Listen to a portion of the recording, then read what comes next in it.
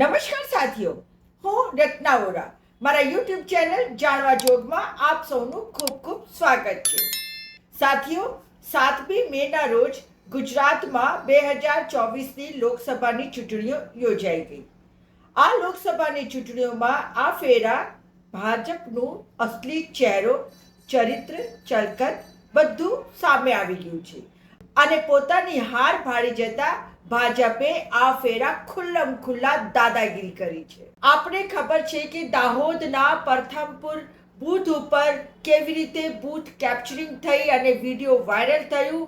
ત્યારબાદ આજ રોજ એ જ બૂથ ઉપર ફરી મતદાન યોજાવી રહ્યું છે. આપ જોઈ શકો છો. ચાલો તો આપણે બેઠા છીએ 2-5 મિનિટ સાહેબ જે ચાલે ચાલો તો આપણે બેઠા છીએ. આખા દિવસનું ચાલે જ છે ને, હમણાં દબાવી એનું લૂંટાઈ ગયું. ચાલવા તો આવી રીતના ના ચાલે, બીજેપી જ ચાલે. સાથીઓ, હવે દાહોદના આ પ્રથમપુર બૂથ ઉપર તો મતદાન યોજાઈ ગયું, પરંતુ આવી તો અનેકો ઘટનાઓ ગુજરાતમાં આ ફેરા મતદાનના સમય થઈ છે. આનો આ એક બીજો દાખલો હું આપને ખેડા લોકસભા મત વિસ્તારના બુરખી ગામના મત વિસ્તારનું અને બૂથનું આપું છું. આ બૂથ ઉપર કોંગ્રેસના બૂથ એજન્ટ શૈલેષભાઈ બેઠા હતા અને ત્યારે ભાજપના જે ગુંડાઓ હતા તેઓ અર્જુન ભરવાડના માણસો હતા અને ત્યાંના સરપંચ એ બધા બૂથ ઉપર આવ્યા અને શૈલેષભાઈને ત્યાંથી હટી જવા દબાણ કર્યું. ત્યારબાદ અમદાવાદ જિલ્લાના મંત્રી વાલજીભાઈ રાયસંગભાઈ કાવઠિયા ત્યાં પહોંચ્યા, જેઓ પોતે દેવી પૂજક સમાજના છે. તેઓએ આવીને આ બાબતે હસ્તક્ષેપ કરવાનો પ્રયત્ન કર્યો તો તેમને પણ આ ભાજપના ગુંડાઓએ ઢોર માર મારેલ અને પોલીસ, ખાસ કરીને કહેવાનું છે કે પોલીસ ત્યાં મૂક દર્શક બનીને જોતી રહી. પછી આ વાલજીભાઈને પોલીસની જીપમાં બેસાડ્યા અને ત્યાંથી લઈ જવામાં આવતા હતા. ત્યાં પણ પોલીસની ગાડીમાં પણ પોલીસની હાજરીમાં જ ભાજપના એક ગુંડાએ તેમને સડસડતો લાફો માર્યો, જેનાથી તેમને કાન ઉપર ખૂબ ઈજા થઈ અને આ બાબતની ફરિયાદ કોંગ્રેસ પક્ષ તરફથી કોંગ્રેસના સંકલન સમિતિના ચેરમેન શ્રી બાલુભાઈ પટેલે ચૂંટણી પંચને કરી છે. આ કેસ બાબતે એમએલસી ફરિયાદ પણ દાખલ થઈ છે. શું બન્યું તું બોલો તમને હવે. કાલે હું બૂથ એજન્ટ પર બેઠો હતો. હા.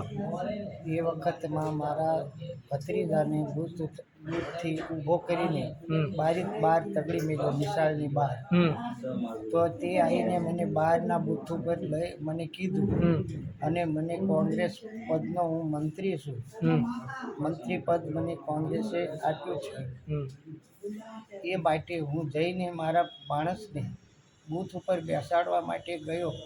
તેમાં 3 ભાઈઓ મારા પર મને મારવા માંડ્યા અને ગળદા પાટું અને તેઓ મને માર્યો અને થોડી જ વારમાં પોલીસ આવીને પોલીસની ગાડી આવીને પોલીસમાં એક બેન હતા અને એક પોલીસ હતો. એમને મને બેસાડીને પોલીસ વચ્ચે બેન ઉતરીને પછી મને પોલીસ ગાડીમાં પણ એક ધોલ એ ભાઈએ મને મારી. કોણે મારી? એ ભાઈ પોલીસની હાજરીમાં મારી તમને? પોલીસની હાજરીમાં મને ધોલ મારી ગાડીમાં. શું નામ હતું? એનું નામ રવિભાઈ બળદેવભાઈ.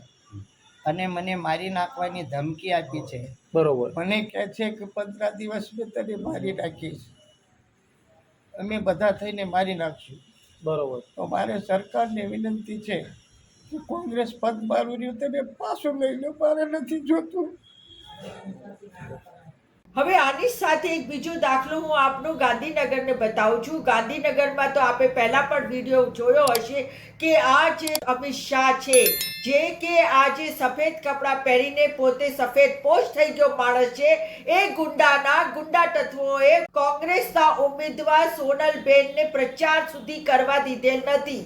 અને એટલું જ નહીં, જ્યારે મતદાન થયું ત્યારે મતદાનના દિવસે પણ જ્યાં મુસ્લિમ સમાજની વસ્તી હતી વેજલપુર સંકલિતનગરમાં, તે બૂથ ઉપર 226 નંબરના બૂથ ઉપર એક કાલુ મર્ડર નામના આરોપીની સહાયતાથી તેઓ બૂથ કેપ્ચરિંગ કરવાનું કામ કર્યું અને ત્યાં જે મુસ્લિમ મતદાતાઓ હતા તેમને ત્યાંથી ભગાડી દેવાનું કામ કર્યું, તેમને રિક્ષાઓ તોડી દેવાના કામ કર્યા, એ બધાની વિડીયો પણ અહીંયા આપણી સામે રજૂ કરું છું. અને કોંગ્રેસમાં આ વાતની જાણ થતા એની પણ ફરિયાદ ચૂંટણી પંચમાં કરવામાં આવેલી છે.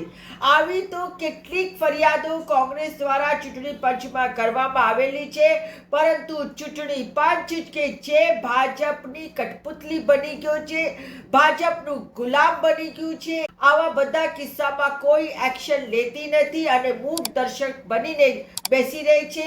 ચાહે ગાંધીનગરની બાબત હોય, દાહોદની બાબત હોય, ખેડા લોકસભાની બાબત હોય, દરેકે દરેક જગ્યાએ પોલીસ મૂક દર્શક બનીને ઊભી રહી છે, પરંતુ એણે કોઈ એક્શન લીધા નથી. તો પછી મારે તો એ જ કહેવાનું છે કે જ્યારે ભાજપ 26માંથી 26 બેઠકો જીતવાની હતી તો પછી આવા હવાતિયા કરવાની ક્યાં જરૂર પડી હતી આપને? જો આપણે એટલું બધું સરસ કામ જ કર્યું હોય 10 વર્ષમાં અને છેલ્લા 30 વર્ષમાં ગુજરાતમાં, તો પછી આવી ગુંડાગર્દી ઉપર તમે કેમ ઉતરી આવ્યા? એનાથી સાફ જાહેર થાય છે કે હવે ભાજપના વળતા પાણી છે અને ભાજપ હારવાની છે અને 100% હારવાની છે અને કેન્દ્રમાં ઇન્ડિયા ગઠબંધનની સરકાર બનવાની છે. જો આપને આ મારો વિડીયો ઇન્ફોર્મેટિવ લાગેલ હોય તો મારા વિડીયો અને આપ લાઈક કરો અને મારા યુટ્યુબ ચેનલ જાણવા જોગને સબસ્ક્રાઇબ કરો, વધારમાં વધારે શેર કરો. આપ મને ફેસબુક, ઇન્સ્ટા અને એક્સ ઉપર પણ ફોલો કરી શકો છો. ફરી મળીશ એક નવા મુદ્દા, એક નવા વિડીયો સાથે. નમસ્કાર.